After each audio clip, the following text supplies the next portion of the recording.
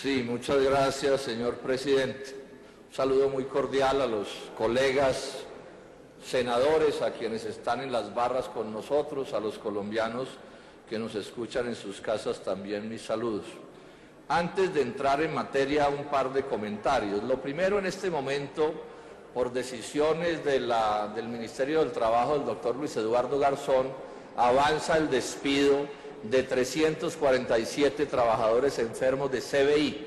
CBI es la transnacional norteamericana contra la que es en buena medida este debate. Entonces quedaron ahí como tirados 347 trabajadores enfermos que, sin entrar en detalles porque no hay tiempo, van camino de ser despedidos y esa carga de esos enfermos le va a terminar cayendo a la nación colombiana. Lo segundo es señalar que este no es un debate en contra de la modernización de la refinería de Cartagena. Nosotros siempre hemos pensado en el polo que es bueno agregarle valor a las materias primas nacionales o extranjeras. Luego, la idea de modernizar una refinería que era vieja, pues es una idea que nosotros no rechazamos, esa es una decisión correcta. El problema es cómo se hicieron las cosas. Señalar también que este tampoco es un debate contra Ecopetrol. Entonces es bien importante señalarlo aquí. Este es un problema que le está haciendo daño a Ecopetrol, pero nuestro punto de vista es que de aquí no se puede concluir que haya que hacerle más daños a Ecopetrol y que en ese sentido deban avanzar las políticas de privatización. La historia de Ecopetrol es dramática, se gana por la lucha del pueblo colombiano. Las transnacionales petroleras toda la vida se la han pasado bregando a hacerle mucho daño. En general, los gobiernos colombianos todos han maltratado a Ecopetrol, entre otras cosas ordeñándola en exceso, sacándole. Yo sí le pediría particularmente a los altos funcionarios... Señor viceministro y señor... Mire, viceministro y funcionarios, si no van a estar en su grupo, se me retiran de la plenaria. Me muero de la pena. Vamos a respetar a los oradores y vamos a respetar a los senadores.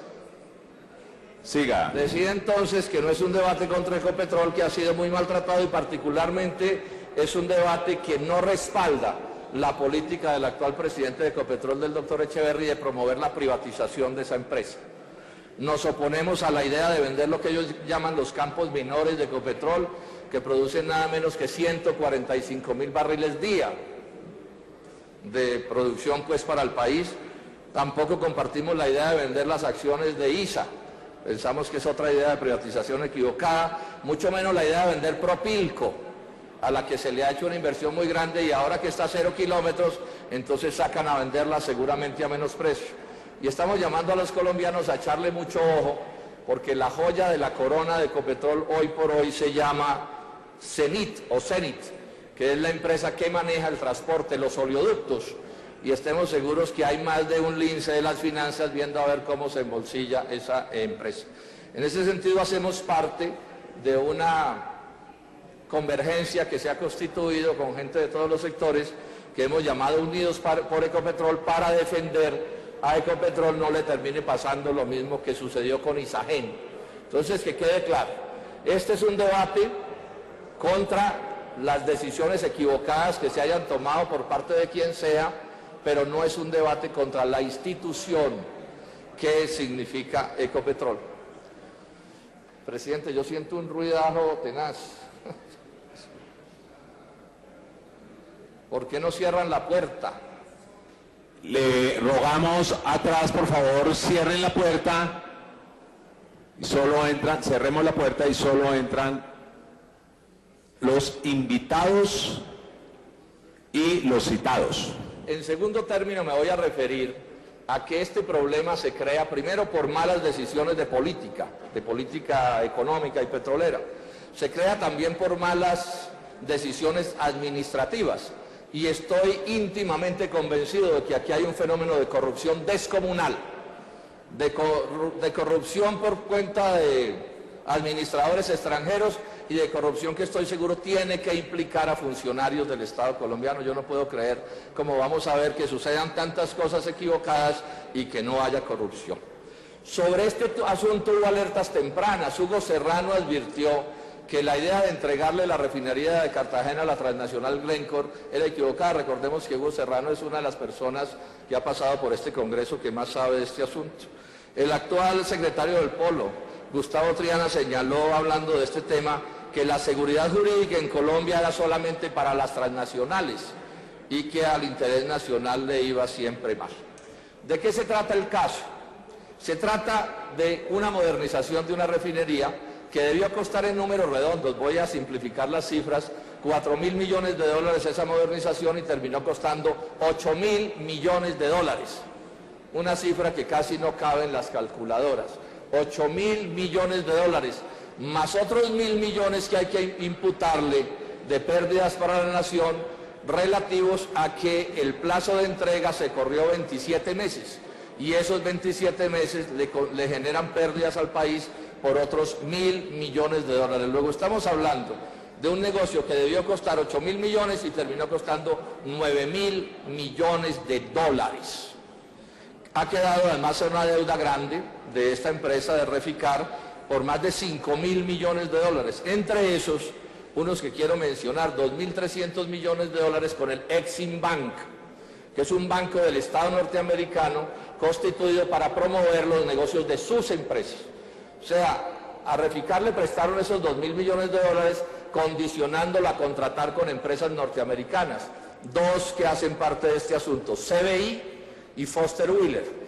Esto de entrada nos lleva a concluir una cosa: no se contrató con los mejores, por definición, porque se excluyeron a todas las empresas del mundo para hacer estas obras, porque tenía que ser con empresas gringas, so pena de no recibir ese tipo de créditos que vienen así condicionados. La rentabilidad de Reficar hoy se dice que va a ser del 4.23% cuando entre en operación del todo, y el costo de la deuda es del 5.5% anual, o sea que estamos hablando de que ya en esa primera cuenta las cuentas no dan.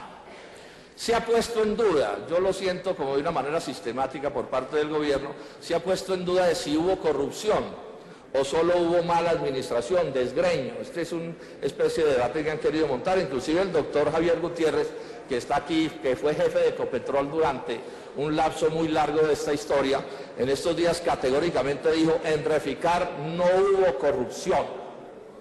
Parece realmente irresponsable esa afirmación, contraevidente. Los hechos, doctor Gutiérrez, dicen otra cosa, que aquí las señales de que hubo corrupción son inmensas, y es en buena medida lo que voy a demostrar en este debate. Además de mala administración, de mala política, hubo corrupción. Mencionemos primero lo que ha dicho la Contraloría General de la República, el señor Contralor que está aquí con nosotros. Hubo una feria de adiciones a los contratos. Perdón, mire, voy a retirar a los asistentes. Señor, yo le ruego, por favor, que entiendan que estamos en un debate. Si quieren conversar, con el mayor gusto, ahí hay un salón de social. Pero por favor, en la edición no saben lo incómodo que es para un orador que esté hablando y tratar de concentrarse con ese tipo de ruidos. Yo voy a agregar... No me deja entrar asistentes, por favor. Yo voy a agregar una pregunta brusca. ¿Entraron a sabotear el debate? ¿De eso se trata? Es que es la tercera vez que se alerta sobre esto. A eso fue a lo que entraron, a sabotear el debate.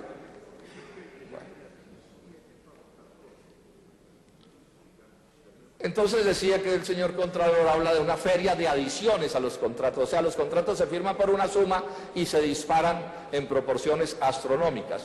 El 18% tuvieron adiciones de más del 100%, 27 superiores al 500%, varios mayores a 1.000. Hay uno que se crece en 37.528%. Una suma realmente astronómica que ha indignado con razón, a mi juicio, a la Contraloría General de la República.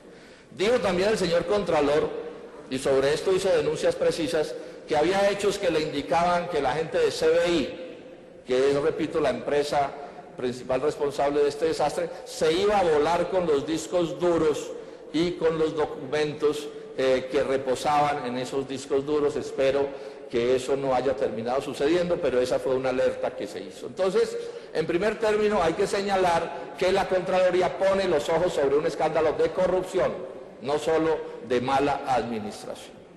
Hay otra prueba importante en este debate, que es la de un alto exfuncionario de CBI, que en una cadena de radio colombiana hace denuncias como de este corte. Voy a leerlas.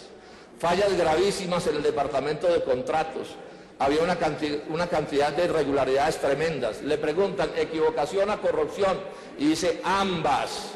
Había una falta absoluta de control por parte de CBI. Agrega que el reloj con el que había que medir ciertos términos era un reloj que manipulaban en beneficio de la empresa. Explica con todo detalle cómo estos altos funcionarios de CBI se dedicaban a cobrar horas no trabajadas, que se iban de vacaciones y cobraban como si estuvieran trabajando, que llegaban, aparecían a trabajar. No, esto sí es muy tenaz, señor presidente. Mire, es muy difícil, señores senadores. Ustedes van a intervenir y yo les pido también que tengamos consideración con el orador, por favor. Es bastante difícil tratarse de considerar cuando le arman una charla adelante, otra charla atrás, otra charla atrás. No hay ningún problema. Aquella persona que tenga deseo de conversar un tema específico, yo lo invito a que pase al salón social y converse ya mientras hacemos el debate acá adentro. Siga, senador Robles. Él dice, yo los veía durante horas de trabajo metidos en internet hablando y el reloj estaba corriendo, o sea, la cuenta estaba corriendo y estamos hablando de cobros a $400 la hora, que iban inflando, por supuesto, las cuentas de CBI. Y señala que este robo que se estaba haciendo incluye en la práctica comisiones para CBI, porque ellos, digamos, van de acuerdo con el contrato haciendo utilidades por ese tipo de cosas. Dice el funcionario, un alto exfuncionario de CBI, dice que él hizo la denuncia de lo que estaba ocurriendo a directivos de Ecopetrol, pero en 6 meses no sucedió nada. Dice, razón por la cual acudió a la Fiscalía General de la Nación, pero el ente regulador tampoco investigó. Alto funcionario de CBI. Dice que la Fiscalía comenzó a investigar después de que CBI ya se había llevado buena parte de las pruebas. Son denuncias de un alto funcionario o exfuncionario de CBI. Y hay un argumento, a mi juicio, principalísimo, en el sentido de que aquí sí hay un proceso de corrupción y es la propia demanda que el Estado colombiano, o que Reficar particularmente, o sea, el Estado colombiano, interpone ante un tribunal de arbitramiento en Nueva York.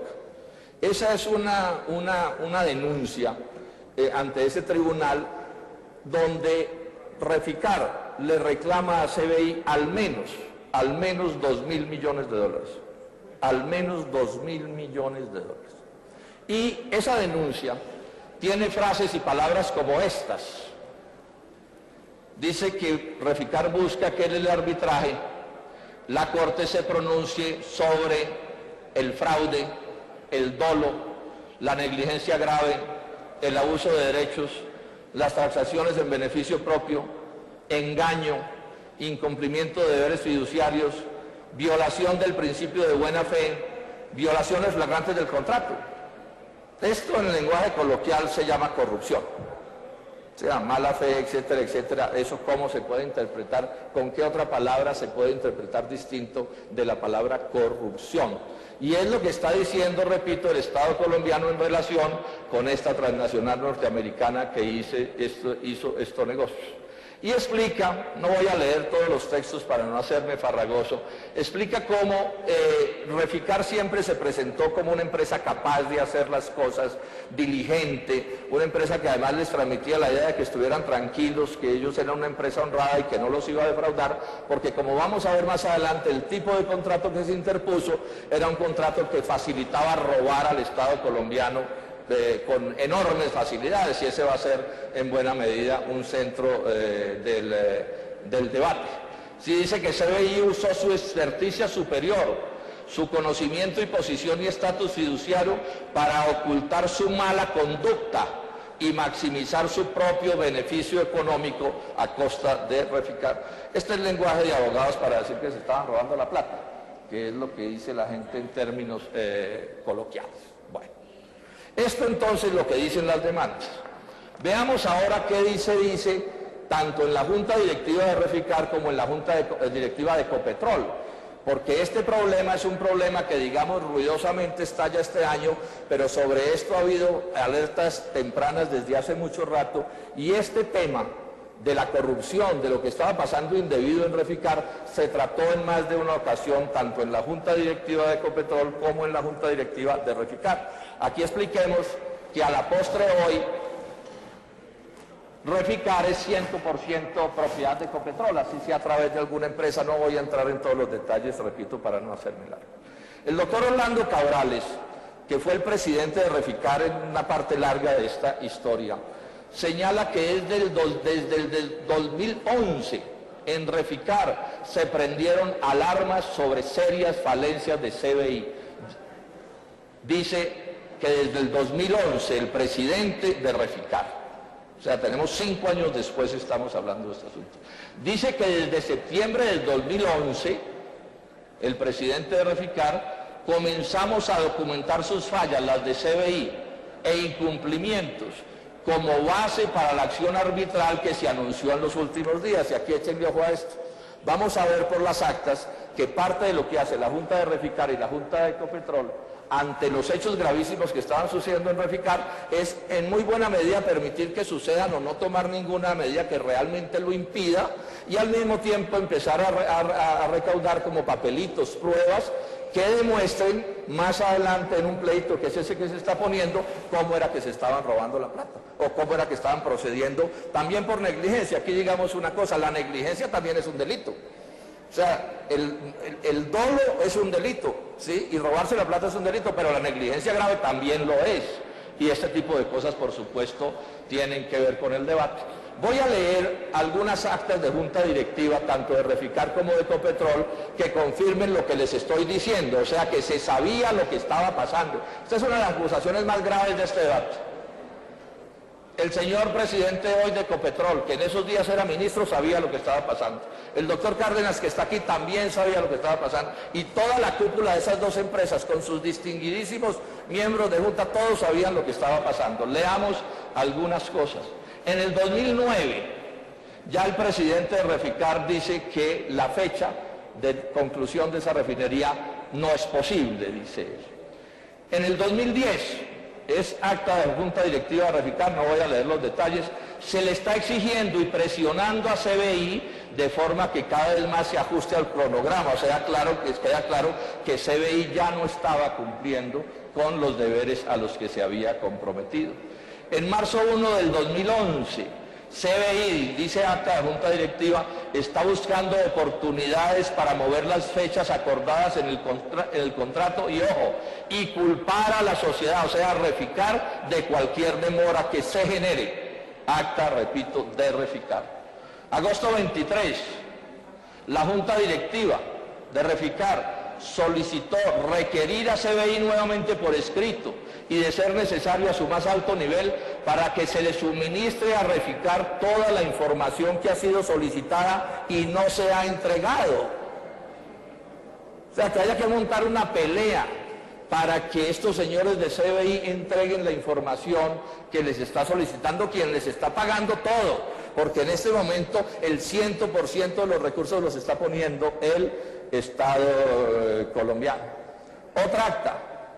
Actualmente existe facturación de CBI que ha sido rechazada por Reficar por diferentes razones, siendo la principal la falta de soportes requeridos para el pago. O sea, estos místeres estaban cobrando facturas que no sustentaban, o que por lo menos no sustentaban debidamente. Podría hacerme medio eterno leyendo y leyendo cosas, no los voy a fatigar. Veamos junta directiva de Ecopetrol. ¿Qué estaba pasando en Ecopetrol? Repito, Ecopetrol es la que pone la plata en el negocio de Reficar, en el negocio de esta refinería. Febrero 10 del 2012, Fabio Echeverry Correa, presidente de la junta directiva, advierte que hay problemas y entonces dice: Ecopetrol debió asumir el proyecto, incluidos los desaciertos. O sea, ya en ese momento, en la junta directiva de Ecopetrol, hay conciencia de que hay desaciertos. En esa misma acta se lee: las cláusulas de penalidades no son suficientemente fuertes. Esto es de inmensa gravedad en el contrato. Porque, como vamos a ver, eso estaba de papaya para que se robaran la plata. Y un poco el contra era ciertas sanciones que se les podían poner a los gringos de CBI. ¿Y qué sucede? Que las cláusulas de penalidades no son suficientemente fuertes. O sea, para CBI el negocio era incumplir, así le pusieran alguna sanción, porque era más lo que se estaba embolsillando. Otra acta: los mayores costos en el contrato este del que estamos hablando, provienen de la forma como Glencore negoció el contrato originalmente, y este es un punto clave, lo voy a tocar más adelante. Este desastre empieza porque se le entregó el poder sobre Reficar a una transnacional muy encopetada que se llama Glencore. Entonces lo que están diciendo en la Junta, aquí venimos con problemas que vienen desde antes. Y también, por ejemplo, otra acta dice que concluyen que entrar en litigio no beneficia en nada al proyecto, porque claro, en Ecopetrol apareció una discusión, ¿qué hacemos con estos tipos que nos están tumbando? Y como vamos a ver, prácticamente no se hizo nada, pero el tema se puso. O sea, aquí yo lo que estoy, señor presidente, es insistiendo en que esto no fue una sorpresa para nadie, sino que por lo menos se llevan 5 años en la junta directiva de estas empresas hablando de lo que estaba pasando. Otra cita de Hernando José Gómez, miembro de la junta directiva de Reficar, dice que fue seleccionada por Glencore CBI sin que se presentara la experiencia debida para un contrato como eso. Y miren lo que agrega y explica cómo es que se está perdiendo la plata. Dice, al contratista no lo afecta en gran medida si el proyecto se demora más o cuesta más, por cuanto el contrato es de costos reembolsables. Yo después me detengo un poco en eso. ¿Qué es costos reembolsables? Que estos de CBI le pasaban facturas a Reficar, es decir, a Ecopetrol, y había que írselas pagando, y vamos a ver que de una manera que no tenía los controles suficientes. En cierto sentido, entre más costara el proyecto y más se demorara el proyecto, más ganaban los gringos de CBI. Ese es un poco el resumen de esta cosa que ha causado con justicia, a mi juicio, indignación en Colombia, porque además no se tomaron siquiera, señores senadores, las precauciones mínimas que habría que tomar en un contrato de costos reembolsables que se sabe es de altísimo riesgo. O sea, probablemente no haya contrato de más riesgo en cualquier negocio que un contrato de costos reembolsables, porque consiste en que hay uno que gasta y gasta y gasta y hace lo que quiera y va pasando facturas, y el otro es el Paganini, en este caso la nación colombiana. Dice también el acta, se percibe falta de respuesta oportuna y efectiva de parte CBI a los requerimientos y solicitudes de la administración de Reficar. O sea, no dan ni la información. Bueno, hay una cita que tiene que ver con el doctor Mauricio Cárdenas, que resume muy bien lo que está pasando y como las alaracas que se hacen y que no conducen a nada. El doctor Cárdenas es el funcionario del Estado colombiano que más tiempo ha estado en la Junta Directiva de Reficar en los últimos años. Él ha estado... de Ecopetrol, no de Reficar, pero recordemos que Ecopetrol en buena medida controla Reficar. Él está allí desde abril del 2008, primero como representante de unos accionistas, después como ministro de una cosa, como ministro de otra. El doctor Cárdenas lleva pues en los ministerios muchísimo tiempo, y entonces ha estado presente allí. Y miren lo que dice un acta de febrero 10 del 2012, o sea, hace 4 años, dice: Cárdenas, el ministro, pues yo digo Cárdenas, ahí dicen el señor ministro, Cárdenas, comillas, informó que se reunió con el director ejecutivo de CBI, a quien le manifestó, en nombre del gobierno nacional, que la situación de incumplimiento por parte de ese contratista es intolerable, dice en ese momento Mauricio Cárdenas, y que no está el gobierno dispuesto a permitir más retrasos ni costos adicionales en el proyecto de modernización de la refinería. Palabras vanas, palabras huecas, porque todo siguió sucediendo, pero yo resalto, o sea, ¿cómo sería lo que estaba pasando para que en un acta y en un lenguaje diplomático como el que se utilicen estas cosas se hable de que es intolerable lo que está haciendo el contratista y que el gobierno no está dispuesto a permitir que siga sucediendo lo que está sucediendo? En conclusión, aquí lo que sucedió es que los señores de CBI y los de Glencore, en buena medida, y lo voy a explicar más adelante, asaltaron, defraudaron el patrimonio público, a mi juicio, con la falta de vigilancia y de hacer lo que tenían que hacer los altos funcionarios del Estado, que tenían el deber de vigilar lo que estaba sucediendo. Y los organismos de control tendrán que ir, en el caso de los funcionarios del Estado, más allá y averiguar cuánto de eso es irresponsabilidad, negligencia y cuánto es corrupción, porque la corrupción puede estar presente y seguramente está presente en medio de lo que está sucediendo. Una especie de paréntesis. Ecopetrol en una de esas cosas inaceptables intenta echarle la culpa de más de 500 millones de dólares del descuadre a los trabajadores del petróleo. Es una cosa realmente inaudita, ¿no? Entonces ahora resulta que son los pobres, los trabajadores, los que están allá al sol y al agua en Cartagena, los que van a ser responsables de una pérdida grande en este proyecto. El problema que tiene Ecopetrol es que los hechos no le confirman su afirmación y no les voy a dejar salida en este sentido, que seguramente aquí no faltará quien la amplifique. Porque es verdad que hubo una huelga, y vamos a ver que por culpa de CBI, y esa huelga se dice que duró 3 o 7 días, y hubo también unas semanas, digamos, de dificultades laborales propiciadas por la empresa. Pero miren ustedes el asunto, si 27 semanas de retraso, según la Contraloría, valen $1.000 millones, ¿cómo es que una huelga de 3 o 7 días, que es finalmente una parálisis, y algunas, digamos, dificultades laborales, va a valer más de $500 millones? Las cuentas no dan, no le echen ese cuento a los colombianos, porque no dan las cuentas. No se puede usar a los trabajadores colombianos, a los que construyeron eso que hay ahí, al sol y al agua, echarles ahora la culpa de la negligencia del Estado colombiano y de los robos que sucedieron en este proyecto. Pero miren ustedes además lo que dice la propia administración pública colombiana en relación con lo que pasó. Hay un acta de Reficar de mayo 24 del 2011 que dice que CBI está maltratando a los trabajadores, que las relaciones laborales que hay que hacer no son esas, y que CBI no puede echarle la culpa a sus dificultades con los trabajadores, no se las puede echar para ocultar las otras cosas que están sucediendo.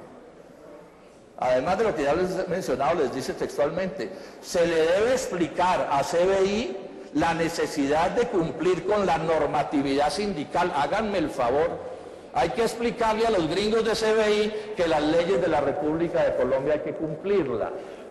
Y además dice, el acta, debe quedar claro que CBI de ninguna manera puede usar esto para justificar retrasos o reprogramaciones, y que el manejo y la responsabilidad de esto le corresponde exclusivamente a ellos, como es obvio. Es que las relaciones obrero-patronales son parte de la actividad normal de las empresas y hay que saberlas acometer. Y en la demanda ante el tribunal en Nueva York, Reficar dice esto: las fallas de CBI incluyen muy deficiente manejo de las relaciones laborales del proyecto. O sea, responsabiliza a CBI y agrega la falta de voluntad o rechazo para gestionar los asuntos laborales y las relaciones con la comunidad como un defecto de los señores de CBI.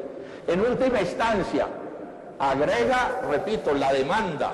CBI no pudo manejar adecuadamente las relaciones laborales de acuerdo con sus obligaciones bajo el acuerdo y sus representantes en Reficar, resultando en una constante discordia con los trabajadores que generó un impacto significativo que afectó negativamente al proyecto. Pero son los señores de CBI los responsables de esto que está sucediendo. Es que no puede suceder que hacen lo que se les da la gana y después la culpa la tienen todos los demás y estos personajes no tienen nada que ver. ¿Cuáles son las causas de estas corruptelas? En primer término, digamos que aquí hubo un error gravísimo en la contratación. ¿Cuál es el contrato de costos reembolsables? Es un contrato que ya, como ya expliqué, es un contrato en el que el operador, el que está construyendo, gasta y gasta y gasta, contrata una cosa, lo que sea, tornillos, máquinas, etcétera, y va pasando facturas y esas facturas se le tienen que ir pagando. Y ojo con esto, que es una parte muy importante de este debate. Dice el Contralor General: lo primero que ha tenido que tener este proyecto es una interventoría, y no la hay. El proyecto no tuvo interventoría, tuvo una supervisión de Foster Wheeler, que no es lo mismo que una interventoría. Este es un punto clave de este debate. Y no la tuvo porque mientras en la contratación pública hay que tener interventorías, en la contratación privada, que es lo que le han impuesto a Ecopetrol en buena medida, y a Reficar, no se utilizan los términos de la contratación pública, sino de la contratación privada, que sabemos que es mucho más laxa en lo que tiene que ver con el control, cosa que obedece a la propia naturaleza de ese tipo de negocios.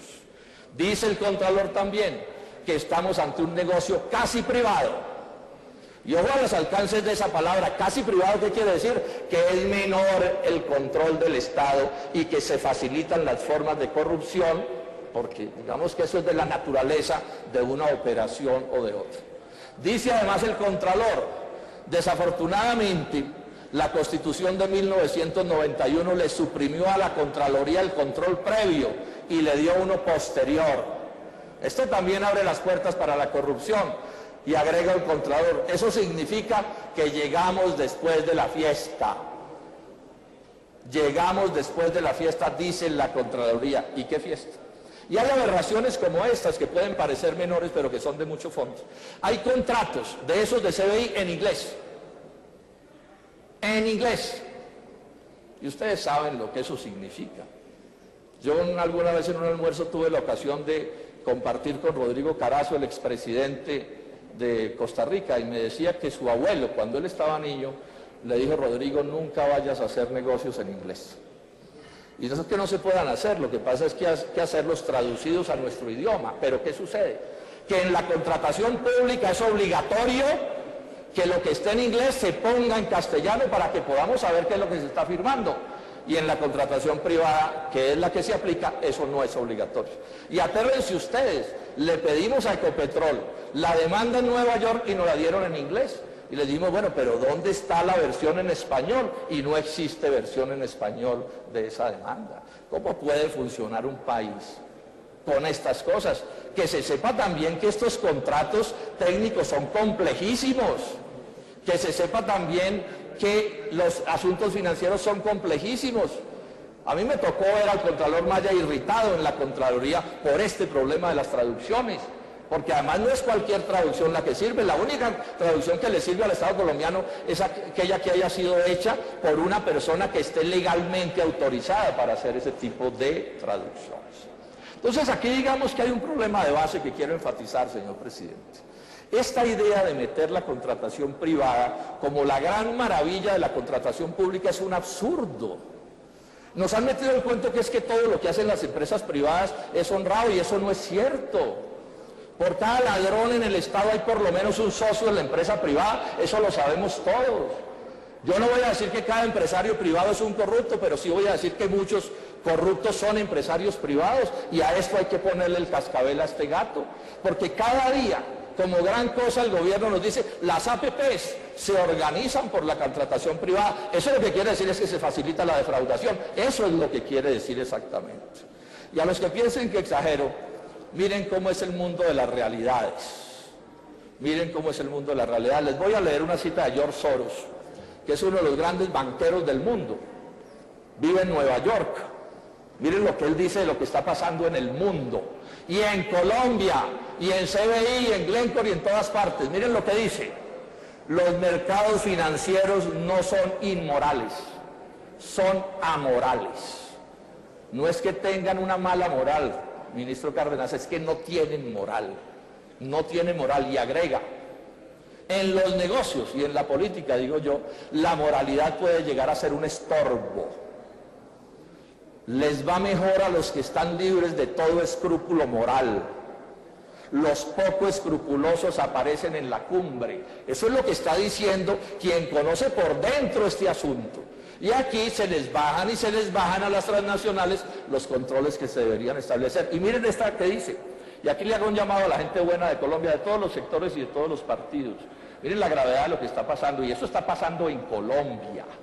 Dice Soros, no yo, Soros: la amoralidad de los mercados ha socavado la moralidad incluso en aquellas áreas en las que la sociedad no puede funcionar sin ella. O sea, lo que dice Soros es que hay unas amoralidades que son tan graves que la sociedad no puede funcionar en esas circunstancias, y eso es lo que está pasando, y eso es lo que hay en estos contratos. Eso es lo que le está sucediendo a este país. Este fue un proyecto que yo lo llamo un árbol que nació torcido, de esos que no se interesan jamás. ¿Y por qué nace torcido? Porque cuando el gobierno toma la decisión de modernizar la refinería, la primera decisión que toma es privatizar la refinería de Cartagena, que era 100% del Estado colombiano. Levantan la falacia de que para poder hacer la modernización hay que conseguirse un mister, y le venden a los señores de Glencore el 51% de la empresa. ¿Qué quiere decir que le den el 51%? Quiere decir que con un pírrico o con un escaso 2% se quedan con el derecho a operar. Con el derecho a operar. ¿Qué quiere decir el derecho a operar? Digamos esto con franqueza, yo no voy a decir que cada operador de cada empresa hace un pillo, pero sí voy a decir que el que adquiere el derecho a operar una empresa, adquiere en muy buena medida el derecho a robar al socio. O sea, controlar a un socio pícaro es la cosa más difícil del mundo, eso lo sabe cualquiera. Y aquí alegremente se le entregan el derecho a operar a los extranjeros de las empresas públicas del Estado colombiano, con el cuento de que es que ellos sí son honrados, y miren lo que dice Soros. Y no les ponen interventorías, y les reciben contratos en cualquier idioma. Y la Constitución impide que se puedan controlar las cosas oportunamente, como si fueran unos ángeles caídos del cielo. Y les dieron el derecho a operar la vieja refinería, la modernización de la refinería, y si ese contrato no se hubiera desbaratado, estarían hoy operando a Reficar, con un escaso 2% de más en las acciones. Y miren las hazañas de estos que son los sabios. Yo no me opongo a la inversión extranjera en Colombia, yo no tengo una posición xenófoba, pero me irrita una actitud tan común en Colombia, que es la de ver a los extranjeros como si fueran Dios. Si el que apareció es un extranjero, arrodíllese y reconozca que es un ser superior. Y eso es tremendamente equivocado. Porque además hay unos que son cómplices de esos tipos, intermediarios de esos tipos, que nos montan estas falacias para poder asaltar el interés nacional. Miren la primera que hicieron. ¿Sabe a quién contrató Glencore para hacer la modernización? A dedo. A los señores de CBI, a los que nos tumbaron. ¿Sabían los de señores de CBI de refinerías? Nada. Era la primera que iban a construir en la vida. ¿Sabían los de Glencore de refinerías? Tampoco sabían de refinerías. Y sin embargo, les dieron la contratación sobre este negocio de esa refinería. Esto es tan lamentable que el contralor Turbar Quintero alcanzó a decir que lo que hacía CBI lo podía hacer una vicepresidencia de Reficar. Porque claro, la experiencia de Ecopetrol sobre refinerías es mucho más grande que la de estos tipos. Es que Ecopetrol opera refinerías hace medio siglo. Tiene mucho más experiencia que las que tienen ellos. Pero entonces nos dijeron, bueno, no importa, porque los tipos de eso no saben, pero plata sí tienen. Y entonces se les entregó a ese precio el 51% de las acciones. ¿Y qué sucedió? Que apenas hubo el primer problema de la economía global, en el 2008, los señores de Glencore, que no sabían de refinería, se les entregó el derecho a operar, pero que se suponía que tenían la plata, llamaron a Ecopetrol y dijeron, no, es que plata tampoco tenemos. Y le tiraron a Ecopetrol la refinería en la cara. Esta es la historia patria de este negocio. Le tiraron a Ecopetrol la refinería en la cara y ustedes verán qué hacen con eso. Y Ecopetrol no sanciona a los de Glencore, les devuelve un montón de plata de su inversión, una plata bien considerable, y queda Ecopetrol de dueña del 100% del negocio. Eso es lo que termina sucediendo. Y entonces Ecopetrol monta la cosa como puede. Entre otras cosas, a los de Glencore les cotiza, les paga en un paraíso fiscal en las Antillas, y aquí esto hay que señalarlo. Estoy mamado de ver a Ecopetrol funcionando en los paraísos fiscales de las Antillas, señor ministro. El Estado tiene que dar ejemplo. Esto no puede ser que hay escándalos de este tipo todos los días y vemos al Estado colombiano siguiéndole la pista a los mismos, porque ¿a qué es a lo que se van allá?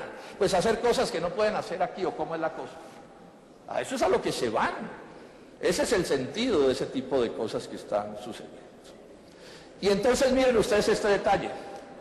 Cuando Glencore asume el control de la refinería, el acuerdo que se impuso en la Junta Directiva de Reficar, con el respaldo del gobierno nacional, era que el negocio se iba a desarrollar en dos partes. Una primer parte con contratos que se llaman de llave en mano y que el negocio se iba a desarrollar. Una primer parte, la del menor monto, con contratos de costos reembolsables. Y la segunda parte con contratos de llave en mano. Y permítanme, yo hago aquí una explicación técnica. Los dos contratos tienen sus riesgos, pero está de lejos claro que los contratos de mayor riesgo son los de costos reembolsables. Porque aun cuando el de llave en mano puede parecer inicialmente más costoso, tiene una ventaja, y es que todo el riesgo lo tiene el operador. Si la cosa falla por cualquier cosa, el que tiene el contrato de llave en mano, en este caso el Estado colombiano, se salva porque Glencore o el que sea tiene que pagar. En los contratos de costos reembolsables, que fue el que al final se impuso, el riesgo todo lo corre la nación colombiana. Y repito, el primer acuerdo con Glencore que decía que un contrato inicial de ingeniería se hacía con costos reembolsables, pero que el contrato madre, el principal, después se haría con contrato de llave en mano. Así se acordó. ¿Y qué sucede? Que desde que se firma así, Glencore empieza a mover los cables para ver cómo desmonta la segunda condición y cómo mantiene el contrato de costos reembolsables hasta el final. Y hay un cierto forcejeo que tampoco los vi forcejear mucho, la verdad se ha dicho a los colombianos en eso. Y al final se termina imponiendo que la segunda parte del contrato, o sea, la de la masa más grande de recursos, la de mayor riesgo, se va a hacer también por costos reembolsables. También por costos reembolsables. Y aquí hay un detalle que es bochornoso, escandaloso, de la corrupción como esto se hizo y de la negligencia como esto se hizo. Uno de los estudios, entre comillas, principales que utiliza CBI para convencer al Estado colombiano, porque ya en ese momento Reficar la tiene toda Colombia, o sea que hay dos momentos de Reficar, o tres momentos: Reficar Colombia, Reficar Glencore y Reficar Colombia. Y ya estando en Reficar Colombia, contratan un estudio con una transnacional que se llama Pathfinder, que diga qué es mejor, si contrato de llave en mano o contrato de costos reembolsables. Y póngale... Alarguemos el tiempo. Y termino. Dos detalles. En el contrato se le pide una asesoría altamente acelerada. O sea, cuando los contratan, les dicen que ese estudio para definir eso, que era el alma de este asunto, tenía que ser una asesoría altamente acelerada, está entre comillas. Y miren que no fue poco acelerada realmente. Comenzó el 27 de junio del 2008 y entregó sus conclusiones el 9 de julio del 2008. O sea, en 12 días entregó sus conclusiones sobre qué se debería hacer, si contrato de llave en mano o costos reembolsables. Pero con este agravante, parte de la información que le dieron para que pudiera pues sacar esa conclusión, que ya se sabía cuál era la conclusión que iba a sacar, fue entregada entre el 1 y el 7 de julio. O sea, el 9 de julio entregó y el 7 de julio todavía le estaban dando información para que tomara sus decisiones.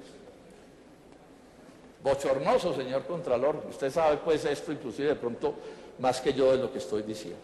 Y agreguemos esto. Estos señores de Pathfinder dicen ellos mismos que uno de sus clientes más representativos es CBI. Porque entonces aquí empiezan los cruces entre los amigotes.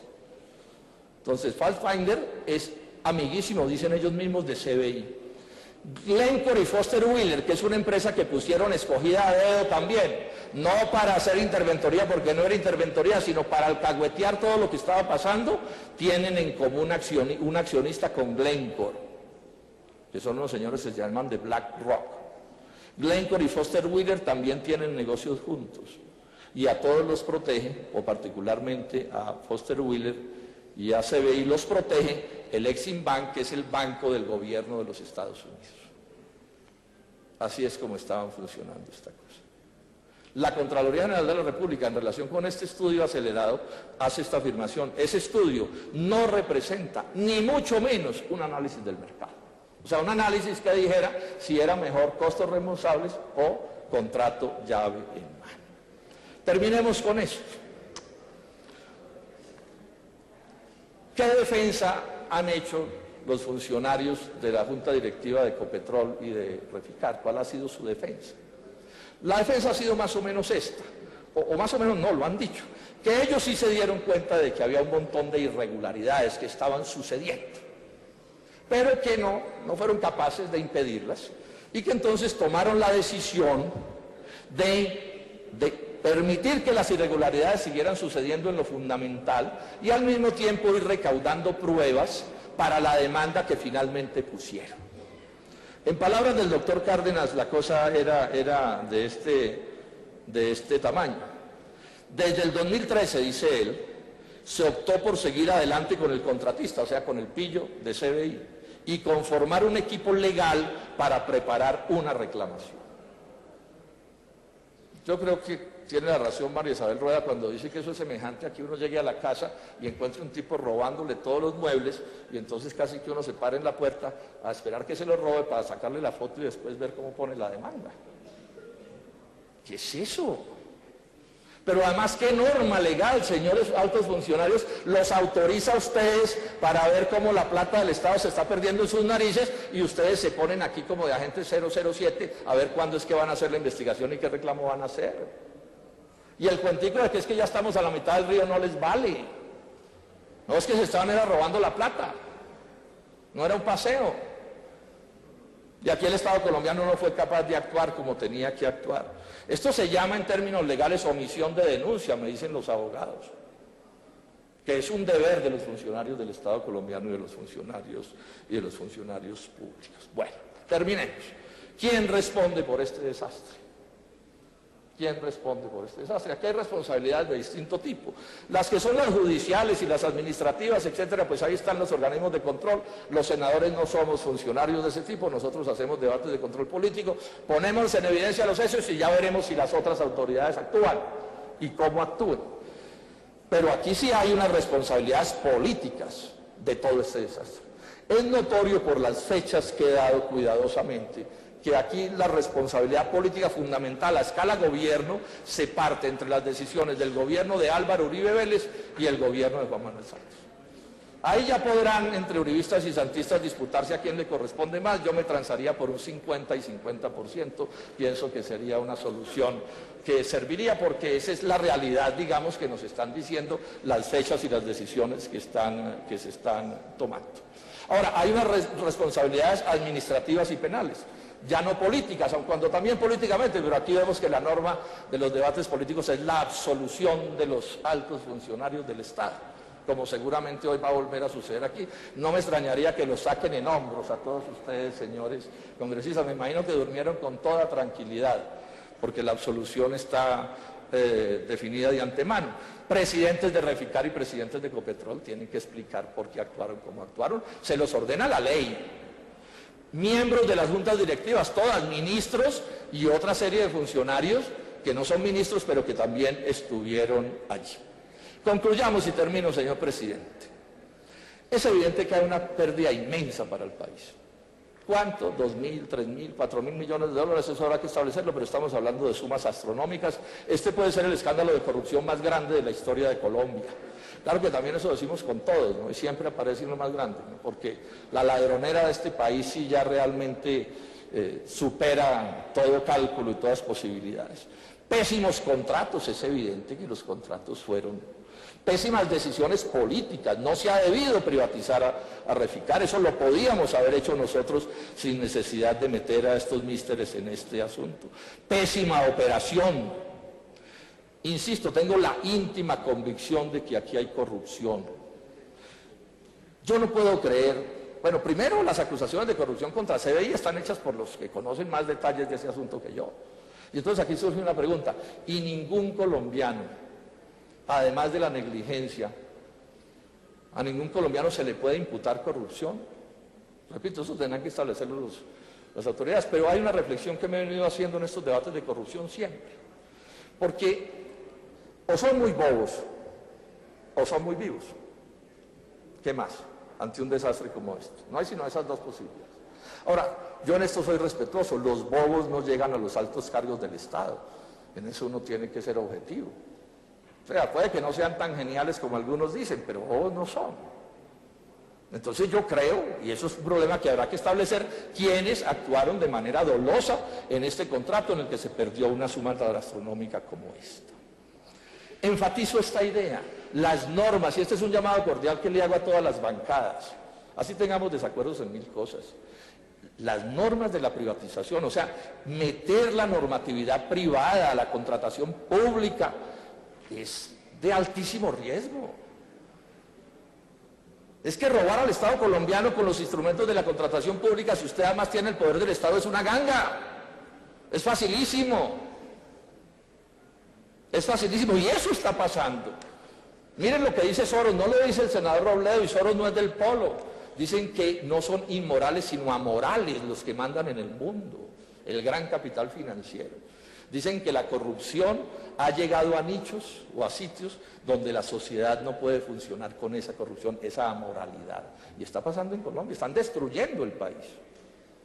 Están destruyendo el país porque no puede suceder que esto suceda y suceda y suceda y no pase nada. Mi invitación es a que miremos esto con seriedad y a que se tomen las modificaciones del caso. Y por último a los colombianos. Yo no sé los colombianos qué dirán, pero este senador está mamado hasta la coronilla de los niveles de corrupción de esta cosa. Ustedes saben que yo no hago solo debates en que hablo de corrupción, yo tengo 1000 debates montados sobre otros temas, pero llevo aquí 13 años y esta cosa sube y sube y sube. Esa cosa de la comida de los niños, eso es una vergüenza. Para donde miremos. Y decirles a los colombianos, a la gente buena de este país, y me refiero a los más pobres, a las clases medias, al empresariado colombiano, eso pasa porque las gentes buenas de Colombia han venido aceptando que estas cosas sucedan. Las gentes buenas de Colombia han estado mirando hacia un lado, haciéndose los locos. No, senador, es que eso es un problema menor. No, es que es una excepción. No, que la manzanita podrida. No. Esta cosa escandalosa está siendo alcahueteada por la sociedad colombiana. Y es muy simple. Si los colombianos todos, y aquí invito a todos los colombianos de todas las vertientes políticas, no hacemos siquiera un acuerdo en esto solo, hola. Así en todos los demás estemos de desacuerdo, en esto solo, que no se sigan robando impunemente a este país carece de cualquier posibilidad de futuro. Se los dejo a todos como una reflexión. Muchas gracias, señor presidente.